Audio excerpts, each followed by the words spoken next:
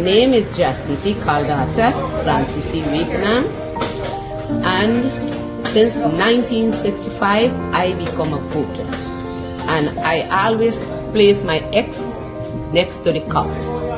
And what they are doing today, I can't take it.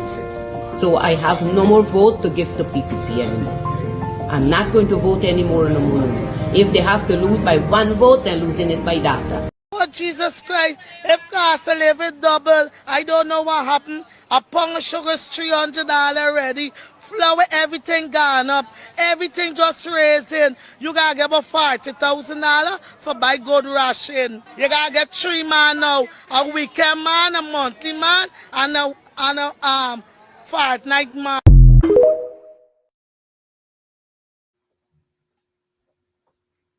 Good evening, everyone. Good evening, good evening, good evening. Welcome to Over to You.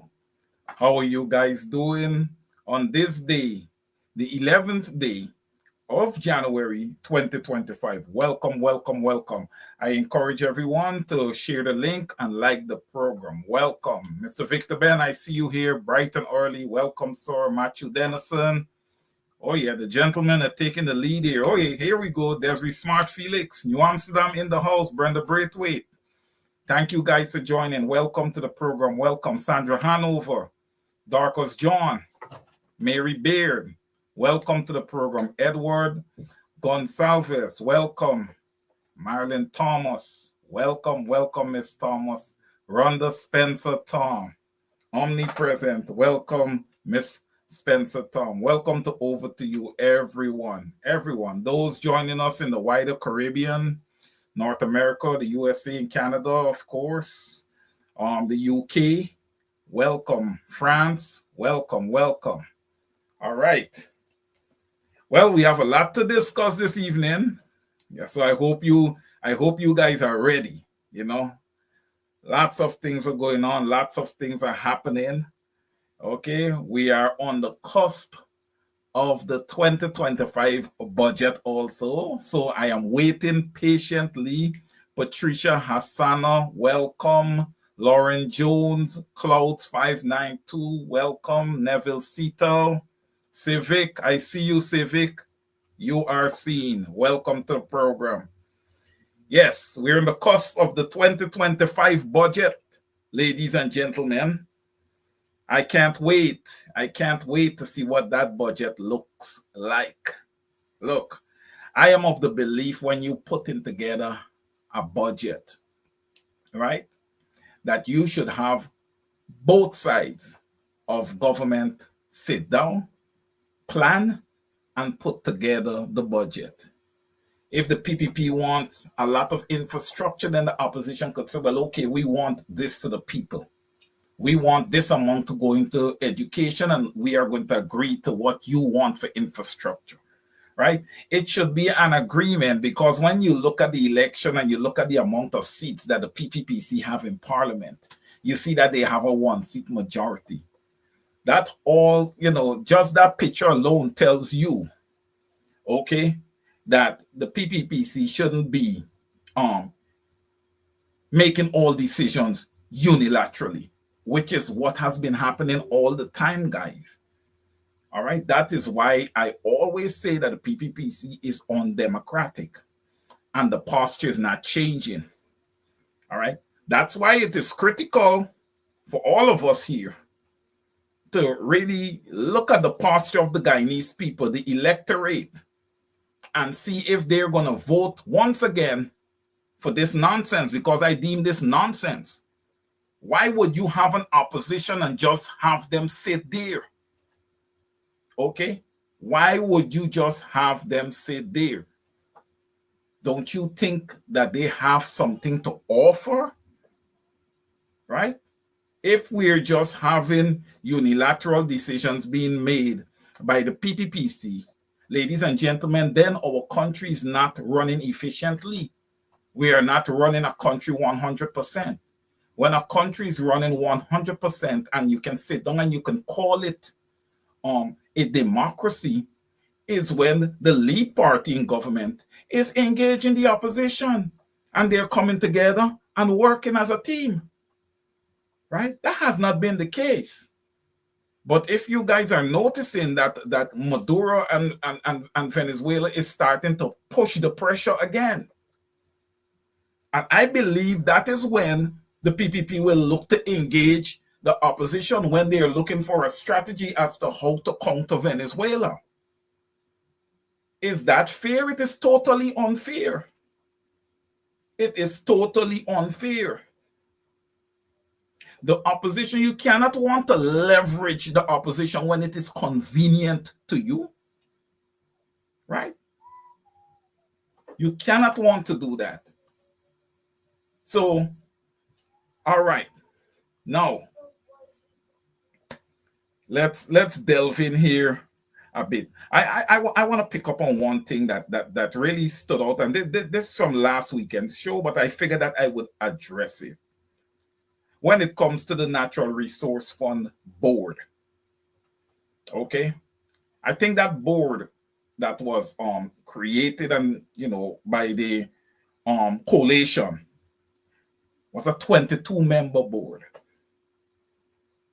and the PPP has reduced that board now to a 5-member board, where they request that the opposition select 2 members and submit to them to be added to the board.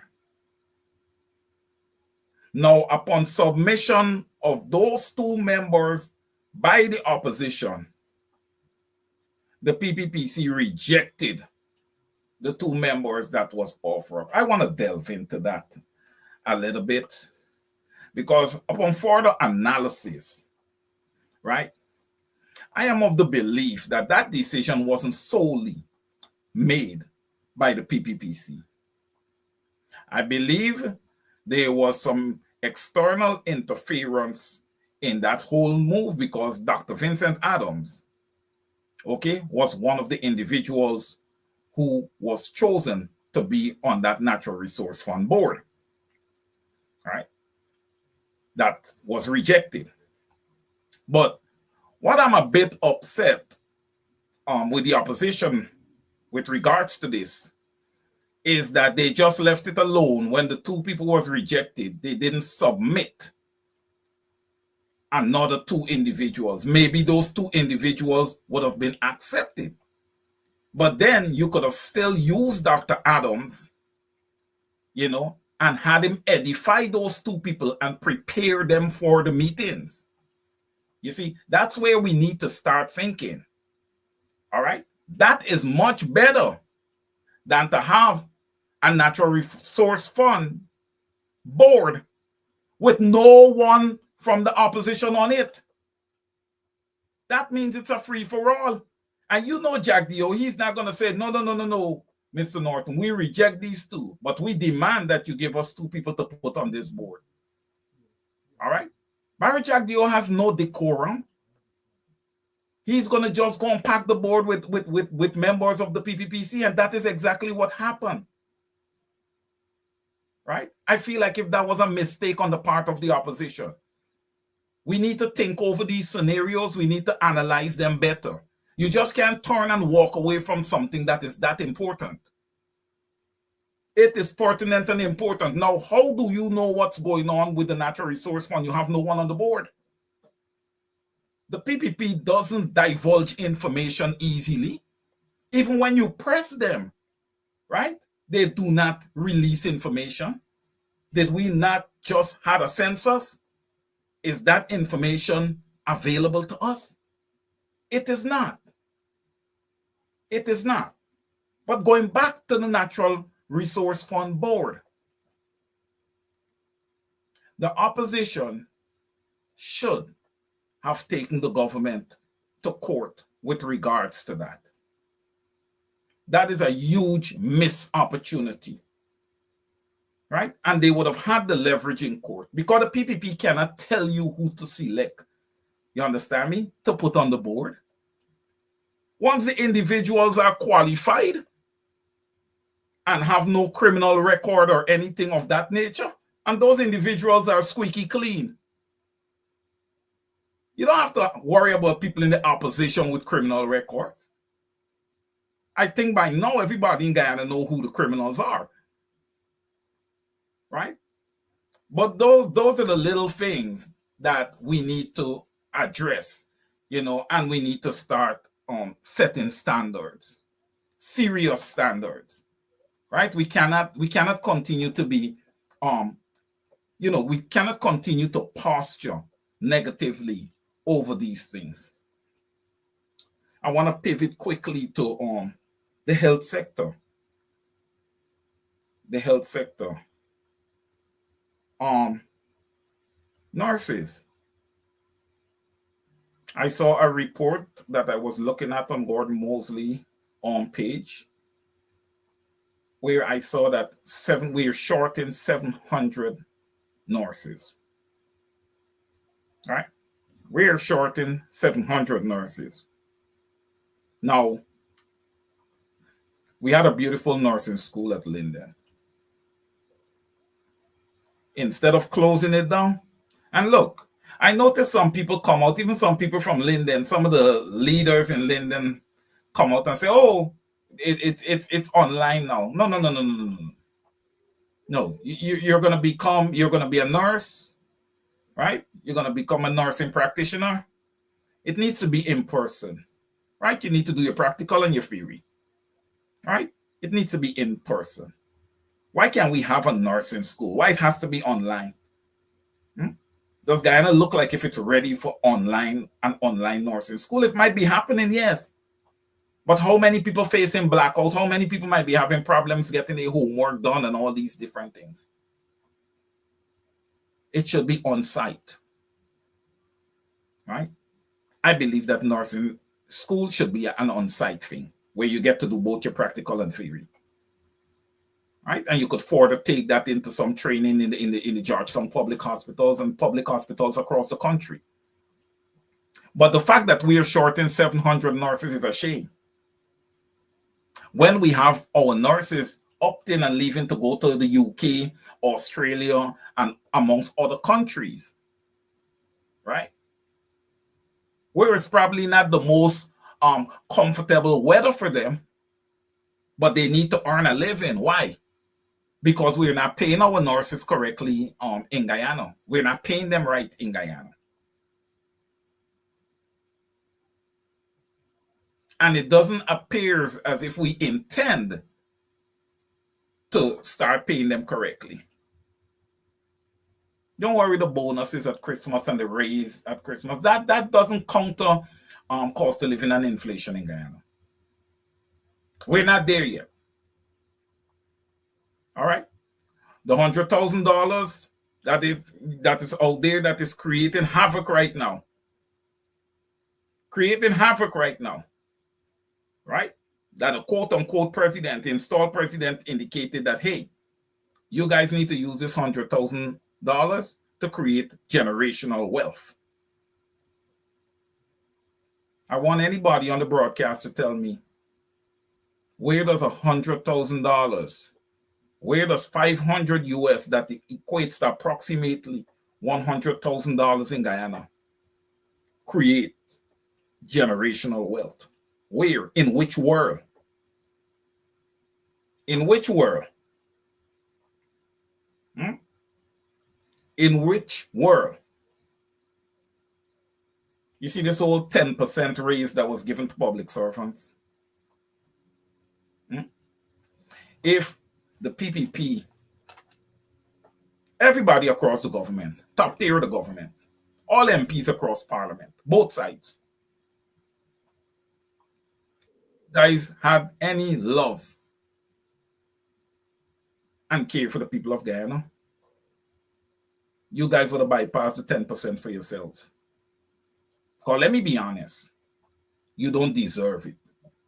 You haven't earned it. Government in Guyana from 2020 to now has been a disaster. And for the opposition, somewhat you guys are looped into this. Why? Because you guys are stakeholders in the government. It is you and the PPPC who comes together to form a government. Okay? The opposition is not a government by itself. And the PPP is not a government by itself. The PPP is the lead party in the government. But it's both parties together form a government. Right? So the results of the government ties out to both parties, whether you like it or not. That is why not just myself, but many of the social media activists and talk show hosts have always called for some measure of integration between the lead party and the opposition armed party. Right? The PPP, I believe, strongly believe, are the ones who refuses to engage. I don't know if it is because that they feel that they're not educationally up to par to really engage a very educated opposition. I don't know. I don't know. That may be the case. It may not be the case. Maybe they cannot engage the opposition because there may be too much external. I know there's a lot of people who don't like to hear you talk about external influences and these kind of things. But here, I cannot stay here tied down and not speak to those things. I'm sorry. I can't do it. So if it's expected that I do it, I'm sorry. I'm going to fail miserably. Right? If I see something that quacks and look like a duck, it is a duck in my book. Period. That's it. Right? No beating around the bush. No covering. Right? I'm uncovering everything. There's no covering here. You have to be your authentic self. You have to call things for what they are. And that's what I intend to do.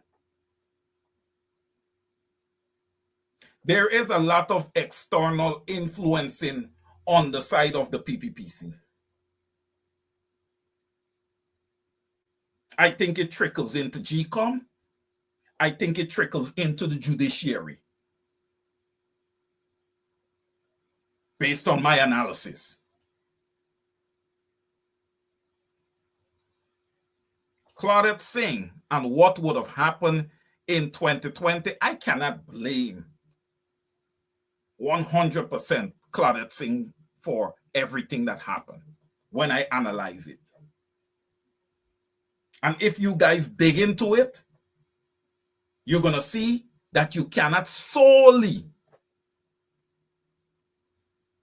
blame Claudette Singh for everything. You got to call things for what they are. You cannot cover anything. Now, we had Order 60. Order 60 was a 4-part order. You had an audit to be done. You had the recount and audit. You had all these different things that had to be done with Order 60.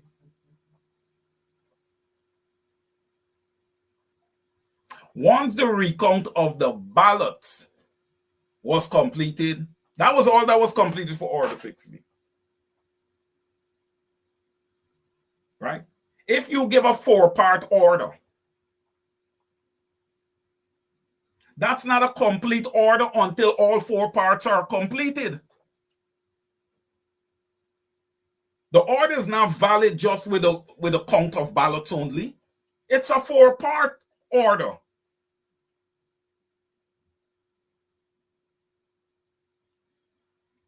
And for that order to have been the document that was used to install the PPPC, it's a crying shame. It's a crying shame.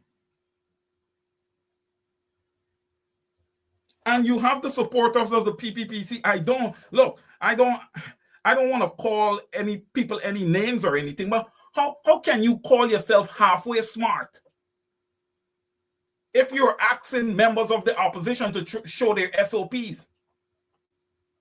Why would you ask them that?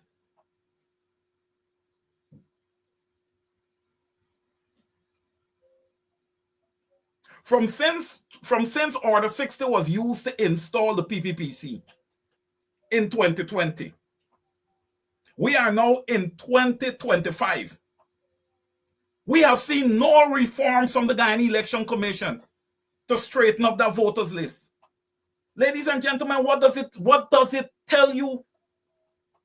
If nothing was done, the PPPC said to leave it alone, because that is what we use to rig our way into power in 2020, and that is what we intend to use again. That's their only option. They was trying something else by bringing in Venezuelans. But I don't think Venezuelans, the amount of Venezuelans that come into the country can bring the mat to where the mat need to mat for them. You see, if it had brought up the numbers where the mat was matting for the PPPC, right? Their analytics and analysis was showing them that, hey, okay, we got this now. We have enough people now. We would have gotten a new voters list, ladies and gentlemen. We would have gotten a new voters list. Hence the reason I believe that the leader of the opposition is so confident that he can defeat the PPPC, when I think of it. So, supporters of the PPPC, when you guys want to talk, you have to be careful. Your party is very undemocratic. They're very biased and one-sided. Okay? They're not in power governing for Guyana from a holistic perspective, all Guyanese. They're not doing so. They're not in power where they engage in the opposition and they're working together bilaterally. All decisions that they're making is unilateral in nature.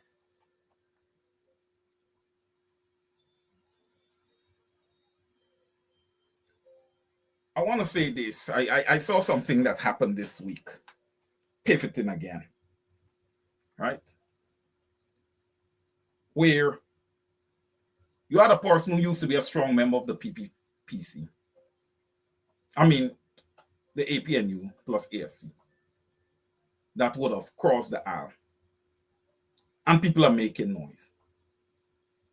It's a democracy. Anybody is free to cross the aisle if they want to.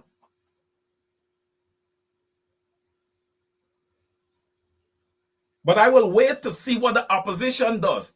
If that person crosses the aisle, I'll wait to see if that person will be in at Congress Place in meetings. Or anything that's happening at Congress Place. Because if that person is there, it will show me the stupidity of the leadership in the opposition. If that happens.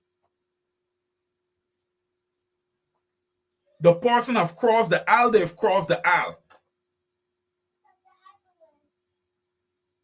I would not say to anybody in the opposition to not to be friends with the person. No. But when it comes to politics, all things are off. You can't discuss politics with that person. All other conversations, though, can be welcome, even handshakes. There's nothing wrong with that. People are friends before. They should not be friends because somebody has crossed the aisle.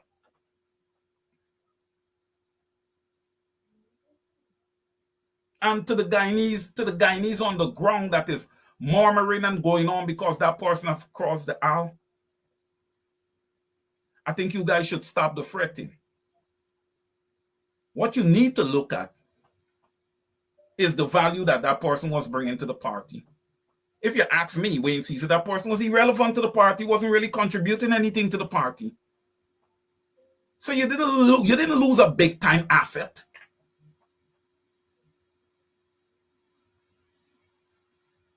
I believe what was way more better that we should be embracing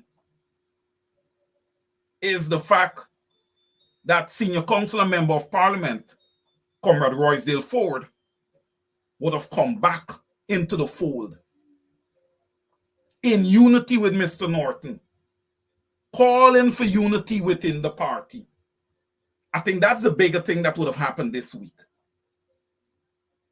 So let's focus on those things that will enhance the chances of the PNCR and ultimately the coalition. Right? Let's focus on things that brings benefits, not irrelevant stuff. All right? That first issue that I discussed is irrelevant. Is irrelevant. The person is irrelevant. All right? So let's move forward. And I also say this, everyone has a right to make their choice. Everybody has a right. Right? We are a representational democracy in Guyana. Let's demonstrate that. Keeping on the rights of people. Anyone in Guyana who feels or who wants to start their own party has a right to do so with no fear. With no fear. Why fear? You want to start a party, don't look over your shoulder. What are you looking over your shoulder at? You got a constituency? They're going to back you and your party all the way to elections. I think that's the biggest thing that matters. You have a constituency, you have support. You form your party. You don't let anybody come on Thursday and say, oh, if you dare start a party, you will be scrutinized. Ah, really? Look who's talking. Who? So? Look who is speaking. You got to be kidding me. And you guys going to sit down and listen to that and allow yourself to be deterred from starting your own party? Come on, brothers. You're going to start your party, start your party. Stop it. You get an opportunity in life to do something, execute, do it. Because another opportunity may not come. All right? Another opportunity may not come. I encourage all those who want to start parties in Guyana to go ahead and start their party. All right? Because you have to look at the big picture here, ladies and gentlemen. Let's say that a coalition is not formed. If you ask me, Wayne Caesar, what are you looking for if a coalition is not formed? I'm looking to see all those parties going to parliament. I'm going to even be pushing for Apostle Eliakim, Nigel Eliakim, to make the People's Movement a party and to go to parliament. You know why? All those parties that you have that's going to be in parliament, it's going to create a threshold that you're going to need in order to pass anything in parliament. You're going to need a threshold to pass anything in parliament. And you know what that's going to mean? That nobody cannot go into parliament and unilaterally make any decisions. And I'm loving that. That is exactly what I want to stop. The unilateral decision making. You see, if I see decisions that are being made and it's bilateral between two or more parties, I am fine with that. I am fine with that. And if I'm going to scrutinize it, I get an opportunity to scrutinize everybody.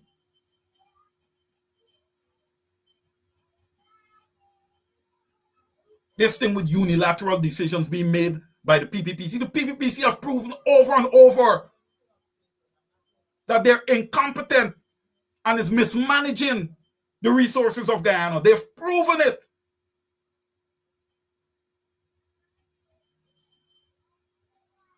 Look at the disaster with this cash grant. But like I said, ladies and gentlemen, I cannot wait for the 2025 budget because I have called for the cash grant to be included in the 2025 budget. I have called for the Guyanese people to receive a cash grant every year. It can be done. It can be done.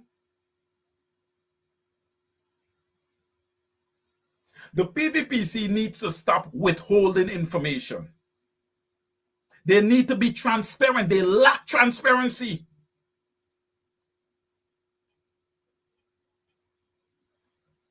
They lack transparency. The census was done. The census numbers was not released. But Barjag, you asked us $60 billion, $60 billion to take care of this cash grant. Now, we had a census. If we had a census, we could have taken those numbers and work with them. I'm not going to go dig in to make up numbers to work out these calculations. No. Statistics needs to be available to people. Statistics needs to be available to people. When you reach out to the Ministry of Information that is within the office of the Prime Minister and that guy Charles Ramson Sr., these guys are not forthcoming with information. But yet you, the day-to-day citizens of Guyana, I have to blame you for some of this. Because this is the standards that is set, and this is what you guys accept. You guys are the one that accept it.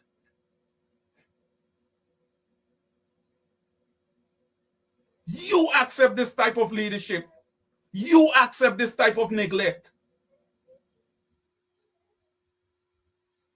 Think about it. What's going to happen to your children, grandchildren, and your bloodline in the future? If this is the bar that you are setting.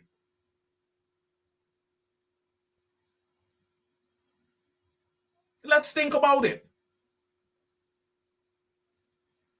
We have to get serious here. We need more unity in Guyana.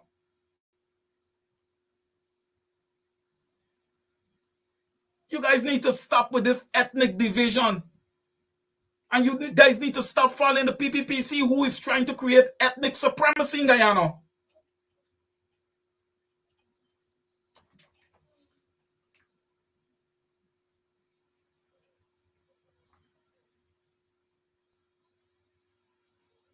They continue to gentrify the Guyana police force. Right?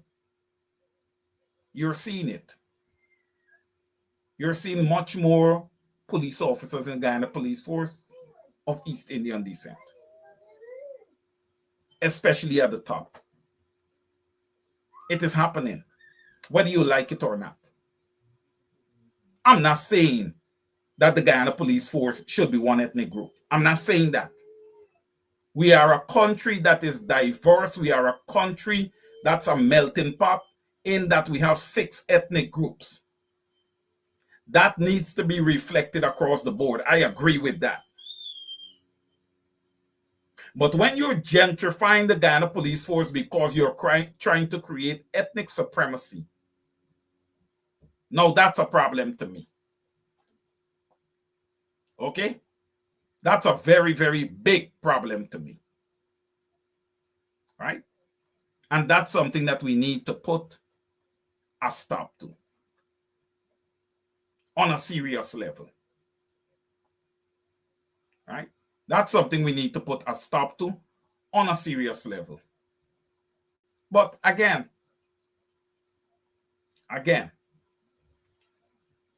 I'm going to use this as a segue into the University of Guyana. That is requesting $14.6 billion per year, right? Because it's going to be free tuition starting this year. You know, the Minister of Education, Pierre Manichan, said that education at UG does not worth the type of money. Pierre Manichan, the PPP, the entire PPP. The nerve of you guys to say something like that. When you guys, the same PPP, has agreed to pay ExxonMobil expenses. You guys are kidding me? Are you really kidding me? You guys agreed to pay ExxonMobil expenses. And you guys are trying to, not give the University of Guyana the 14.6 billion that they're asking for to subsidize to the lack of tuition coming in directly for the students, because we are repivoting to free education. That should have never been taken away in the first place.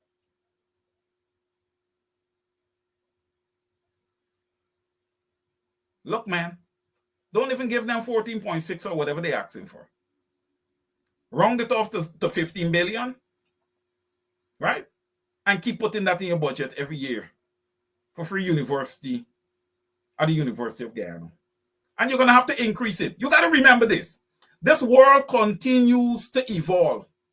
And in the evolution of this world, more programs are going to be created at the university level. Okay? So we have to be prepared for that.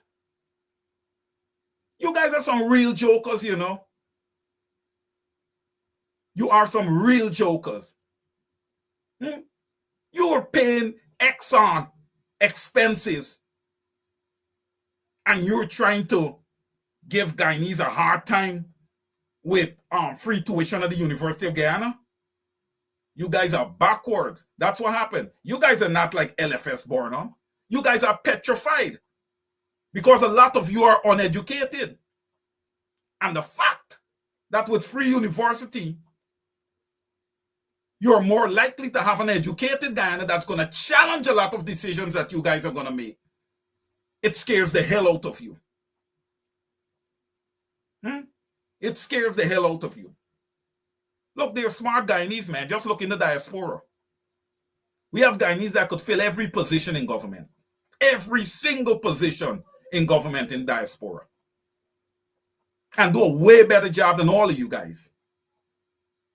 All right? A way better job than all of you guys. You guys, when you go in to negotiate contracts, you go in there and do a lot of garbage. You guys are intimidated when you walk into those conference rooms.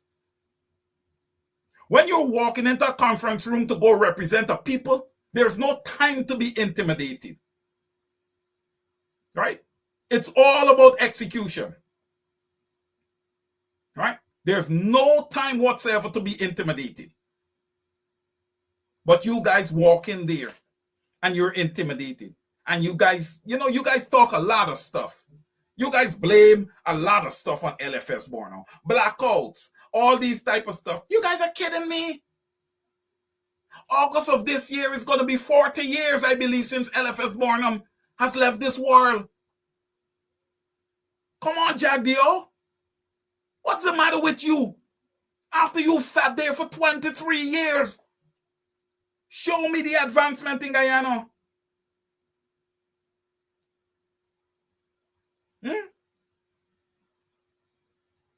That sounds like Linden Highway, LFS Bornum. You guys are now replacing the Demerara Bridge. All of that LFS Bornum. Look how many housing schemes. LFS Bornum. Jagdio, you in a shame? We used to put together transistor radios in Guyana. The vehicles, top ears. Canned orange juice and pineapple juice. Bauxite industry. That the PPP put out a commission. Then Jagdio comes around and says, but the opposition put sugar out of commission. No, not no opposition. There was no market for the sugar. When you're producing something, you got to have a market for it.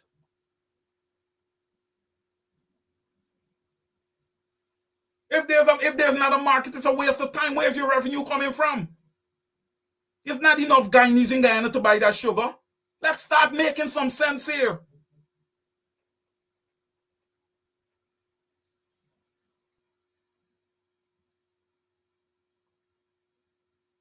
So when you guys want to talk about LFS boredom, you put him in the light as being the father of the Cooperative Republic of Guyana. With all right. With all right. There's been nobody who's even come close. He was way before his time. He was a visionary. You think he didn't know that oil was in the ground in Guyana? He knew. Was Guyana oil ready? Absolutely not. Would LFS Burnham sign a deal looking like this one? Absolutely not. That man was a visionary. He believed that Guyana should be playing with the best of them in this world.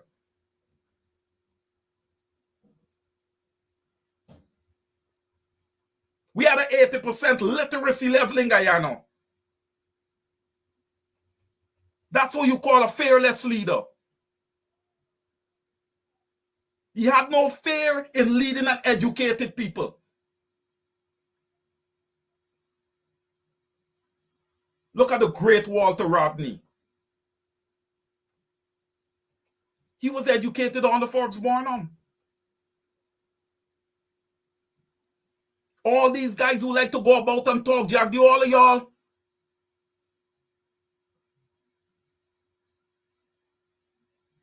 educated on the Barnum. So when you go to talk, be careful what you're saying.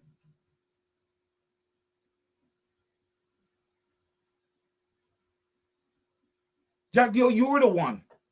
You were the one that told the people, don't vote for the opposition. Because the men of the army and the police is going to come and kick down the door and rape your daughters and your wives. You. Not anybody else. You. You are the one that told the people whenever you see anybody from APNU, from the Granger and Nagamuto team, chase them out, kick them out. But you see, Guyanese of African descent, they're very nice. You guys walk up into Buxton, you walk up into Pleasance, you walk up into Victoria, you walk up into Linden.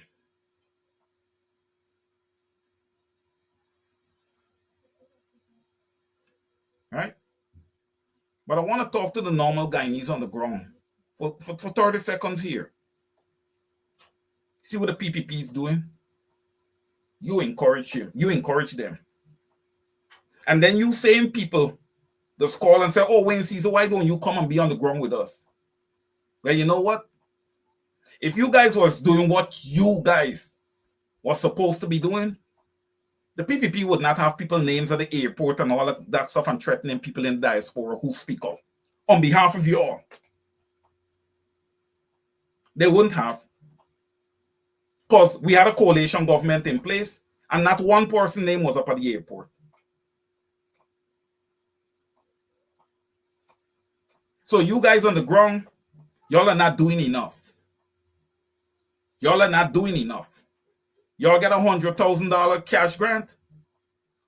Many of you, I'm sure y'all are not thinking on your feet. Y'all are thinking PPP just give us $100,000. No, guys. No. The PPP did not give y'all $100,000. Go back and look through all the shows, all the social media shows, all the shows of all the activists and talk show hosts on social media. One consistent message that you'll get is that the oil wealth is not trickling down to the people. Well, the PPP got tired of hearing that message. The external forces got tired of hearing that message and determined that it is time for us to give something to the people. Look, that ain't nearly enough, right? I did my own calculation from 2022 to now, and hey, you guys get $100,000, I got $250,000 if we account those 3 years. I'm just telling you, or just over $250,000, right? So if you guys think that this $100,000 is a good thing, all right, it's a measly pocket piece. After 5 years of extraction of your oil that belongs to you,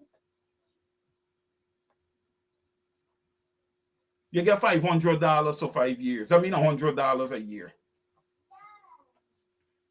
right? $100 a year.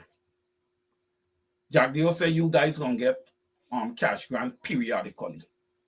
Look, man, I think Dr. Adams said it best. This needs to be legislated, passed in Parliament. Okay? That every year, monies within the budget is going to be allocated to give the normal born and bred Guyanese a cash disbursement from the natural resources wealth. A lot of my friends have highlighted that. They say, Wayne, when we talk about natural resource, we don't want to hear about oil only. The people want from the gold, they want from bauxite, they want from all natural resources. Could I disagree with them? Absolutely not. They're correct. They're right on point. They are right on point.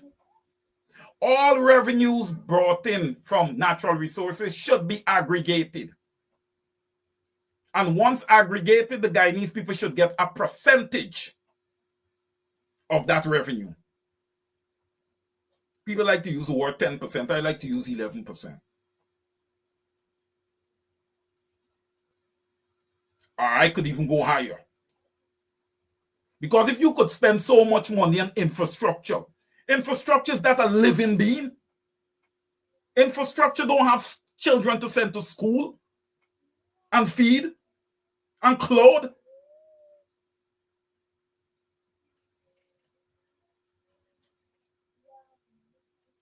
Guyanese deserve a right to have a proper savings, proper disposable income. Come on, for crying out loud. It's less than 1 million people. What's the difficulty? What is the difficulty? It's less than 1 million people, and then the sample size even gets smaller because we're just taking care of the adults, 18 and over. What is the problem?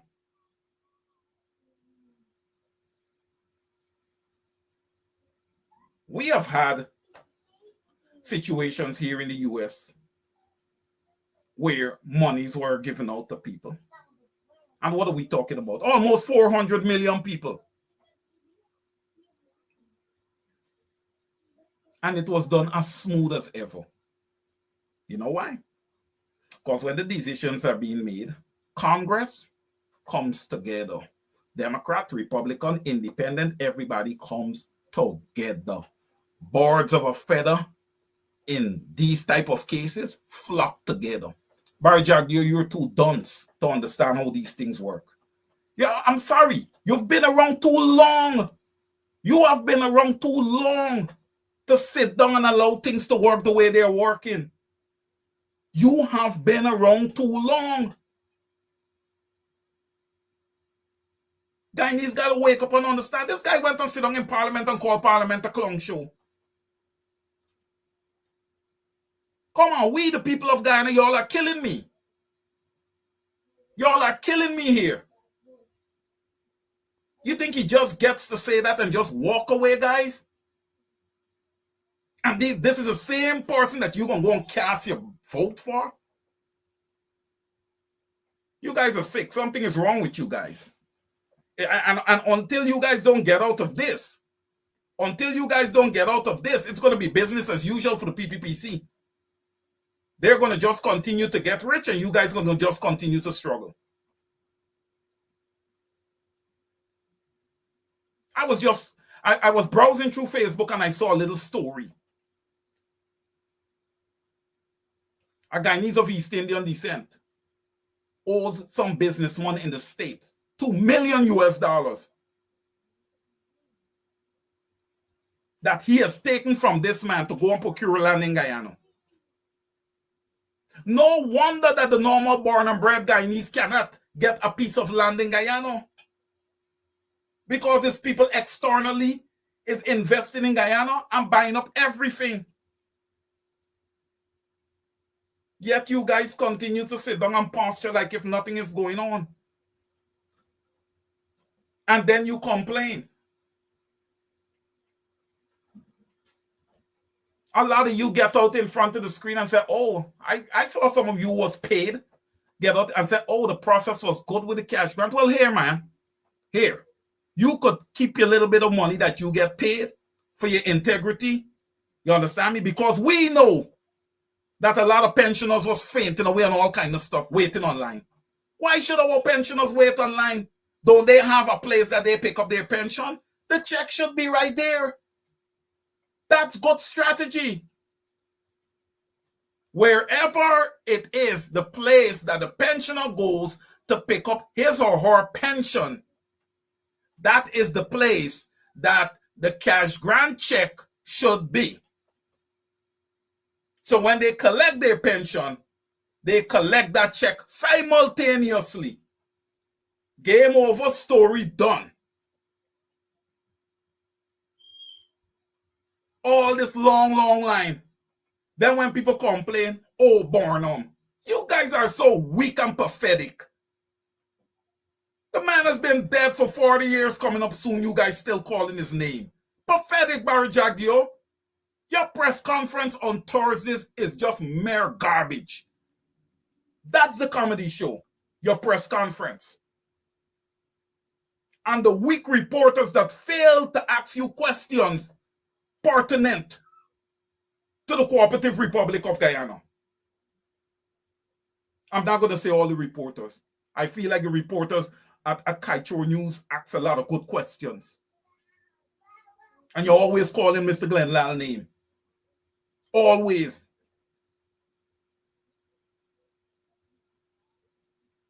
We got to get serious. We got to get really serious. The other thing. Segue again. We're closing in on time. Segue again. The $24.1 or $24.2 million that was awarded to the late Queen Numbacus family. And the despicable Attorney General. You have no decorum, sir. You're callous. You are callous. You have no feelings. And I could see why. Maybe because it's a family of Guyanese African descent. You feel that they don't deserve $24 million. Well, you know what? They have lost a child. Have you ever experienced that? Do you want to experience that? You see, you guys don't try to understand anything. You understand? You just sit on your high horse and you want to call the shots. Let's dig a little deeper. Also, there were policemen from the Guyana Police Force that was of East Indian descent that was also allegedly involved in the execution of Queen Numbacus. I still don't believe that the family should just sit down on $24 million and call it a day. I believe that those officers also need to be brought to justice.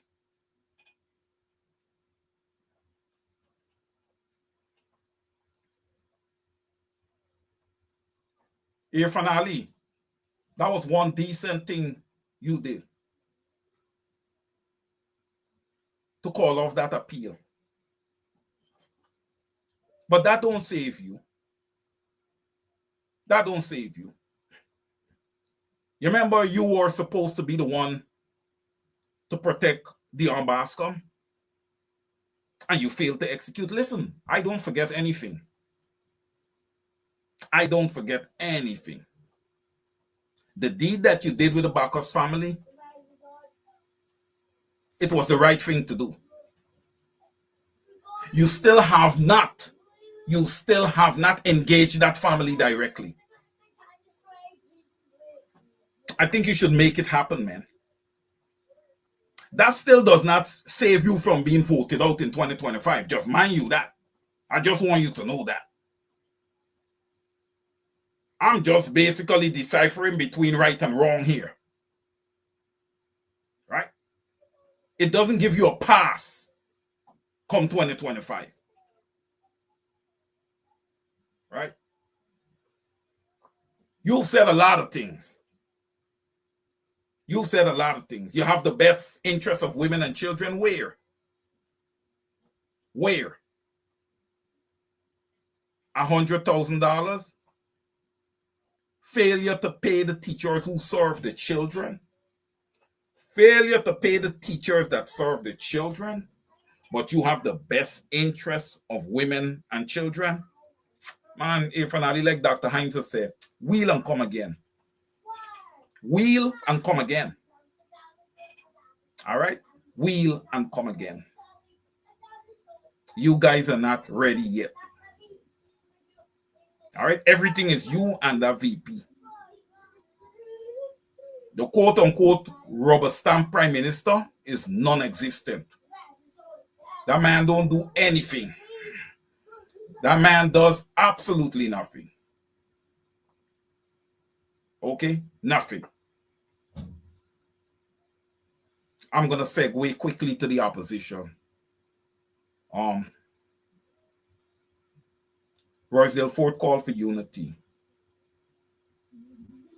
I believe that the Guyanese people would love to see a united front, especially in the PNCR. Right?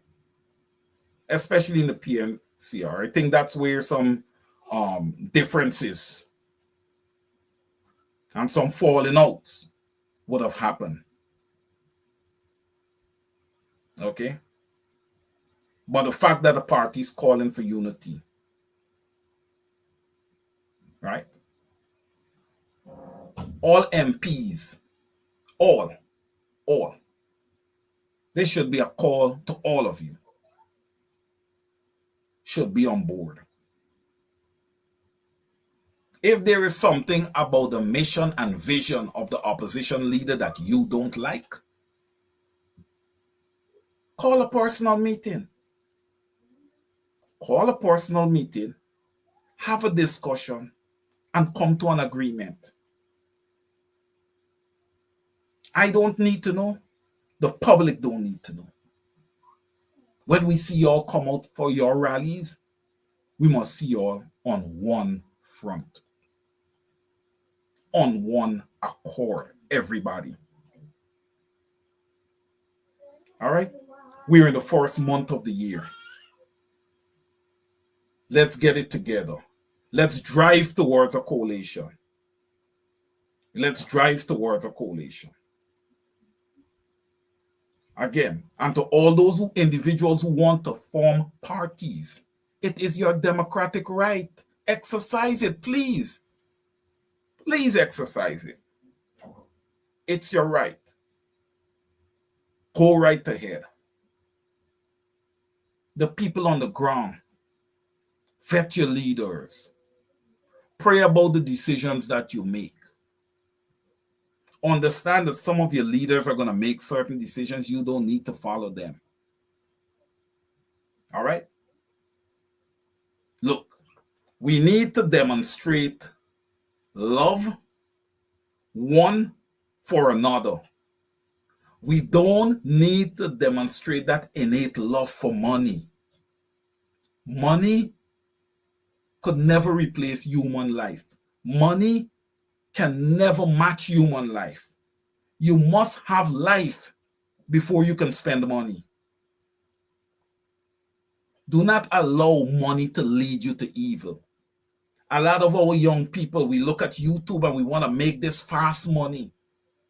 And we want to get money in our hands fast, and we want to do things fast.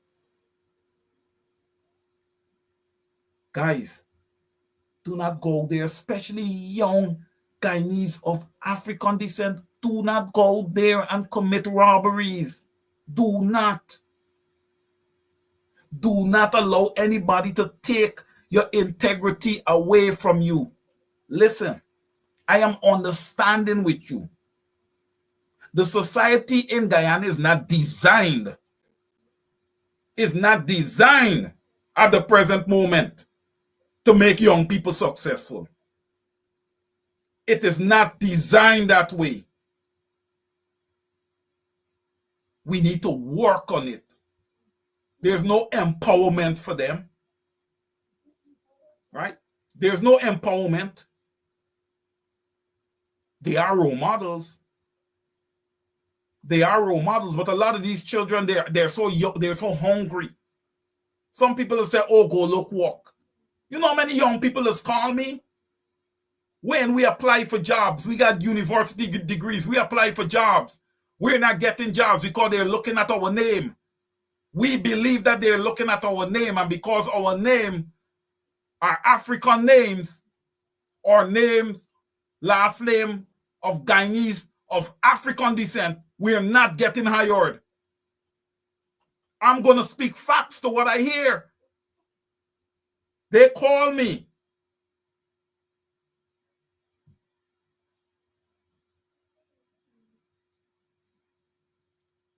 The government, the whole government, everybody. You guys need to put the people first.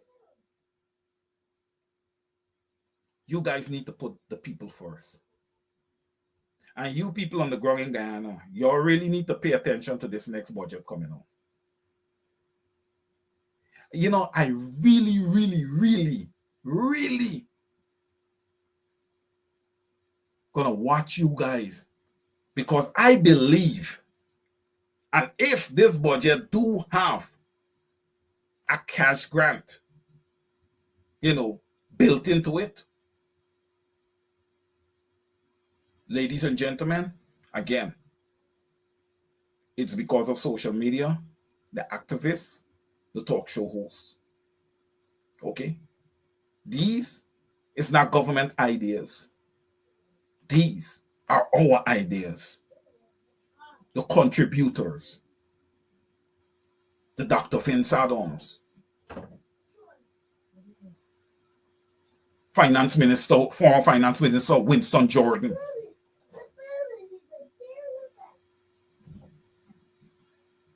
The social media activists. Myself also, being financial and economically inclined.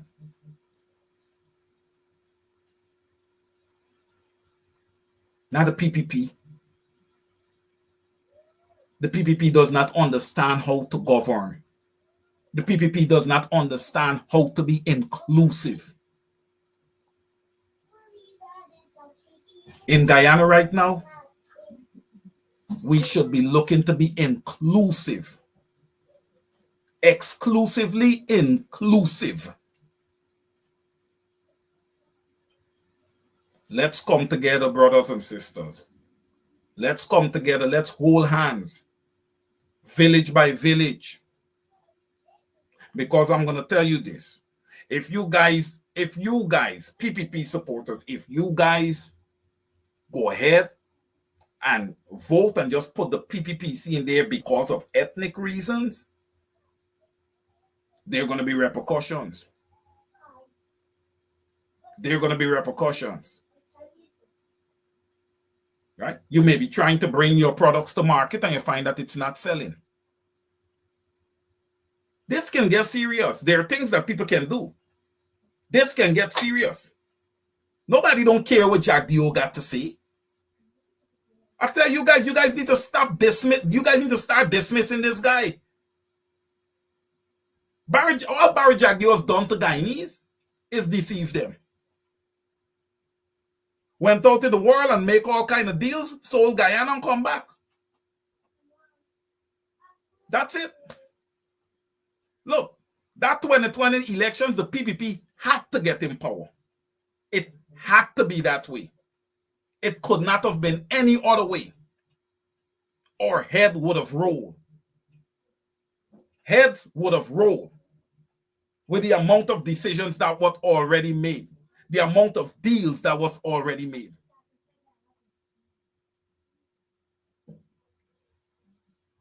But to all those external forces, all of you, I don't care. Shame on you. You're a disgrace. You've hurt the Guyanese people. You've hurt the Guyanese people. You have done nothing for them. Because you're the ones, it may not be your responsibility. But a lot of you know that the practices that are happening in Guyana is not legal. Okay? It's not legal. You know? And I know you guys like it when you just get a few rich. A few of the top rich. And leave everybody down at their feet begging. I know, Finally, you're looking forward to the day that you can walk into a village like Buxton or a village like Pleasance. And all those African people are on their knees to welcome you. But Guyanese, I'm going to give you some humble words of wisdom, okay? Finally is not more human than any of you. There is nothing that is super about Finally, Barajagi, or any one of them, humanity, that you guys should be bowing to. There is nothing that has been impressive with their performance in government that you should be lulling them. All right? If you guys choose to do so, then it is you who would have agreed to set your bar extremely low. And for that, I cannot do anything about it. It is your decision. All right? 2025, Guyanese, the decision is solely on you. We the people. Okay? It is solely in your hands. Right? If $100,000 open your eyes big, if you feel getting $100,000 every year suffices for you, and you want to keep the PPPC there, when I honestly know that you guys can get way more than $100,000 a year, right? There's nothing that I can do about that. If that is your choice, you have a right to make your choice. But one thing you cannot say, that you are not educated on the issues. Because I believe that is what myself and many of, my social media activist colleagues and talk show hosts, colleagues, that's what we do on a weekly basis. We try to keep the people informed as much as we possibly can. All right. So with that, I think that is it for today. Let me give a couple of call outs before we, say ciao for this program. Dennis Wilson, thank you for joining. Floretta Hamilton, Rosanna Tubin Kingston, Keith Beresford, how are you, sir? Hazel Johnson, Sharon Griffith. I think I saw Shondell Griffith here also. Thank you guys for joining so much. Thank you for all the support. Pam Halls, Carol Melville Harris, Carol and Melville Harris. Thank you for joining. Miss Desiree Simons. Miss Simons, it's good to see you. And if I didn't say Happy New Year to many of you, Happy New Year. I don't think it's too late to say that. It's the 11th day of the year. It works perfectly still. Flash Gordon, I see you. Carl Miller, I see you there. Shalon Hillman, Victorino, thank you so much for joining. Miss Rhonda Lane, thank you very much. You know, I must say, Miss Rhonda Lane is a true fighter. And something happened this week, guys. All right, we need to do analysis before we jump all over people. Rhonda Lane spoke about something with regards to the protests for the Chancellor of the Judiciary and the Chief Justice, strictly pointing out Roxanne George and the decision with Order 60, which Rhonda Lane is right in line with that. And I think I spoke on that earlier, that Order 60 was a different regime and should not have been considered. Okay? Rhonda Lane is right on top of that. So let's try, you know, to make sure we do our analysis. She's right. You shouldn't be running out there to go and protest to somebody who, you know, played a big role in the PPPC being there. Right? I think that was a major, major mistake. All right? On the part of the Chief Justice. Thank you, Miss Rhonda Lane.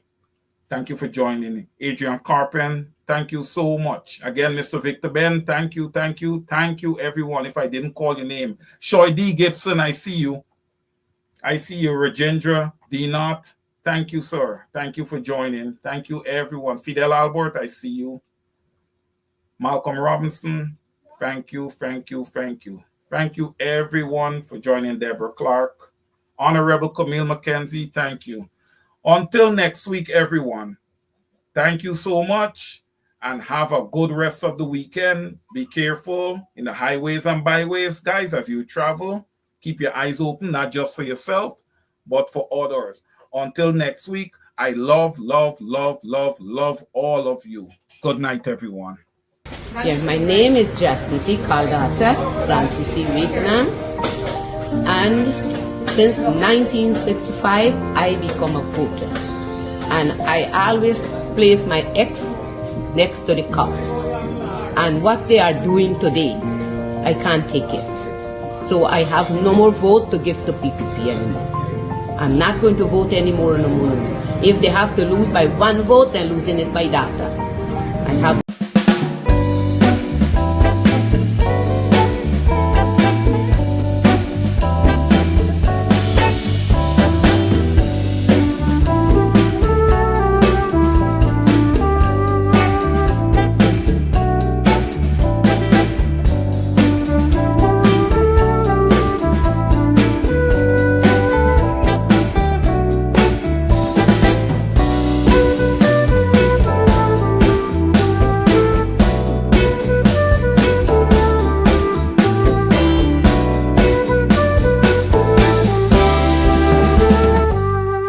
there and fabricate that. Unless you say who the person is, I can't comment on anonymous people. Okay, well, let's talk about specific individuals. What is your relationship with Mr. Su Jurong? Su? Oh, Su? I thought you come and telling you support picture to support me in the next election.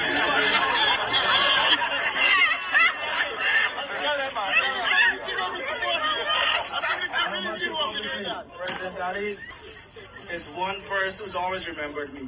From since he was a minister, he's always remembered me. He's been a friend to me. And I'm giving you a second term. I said I'm publicly.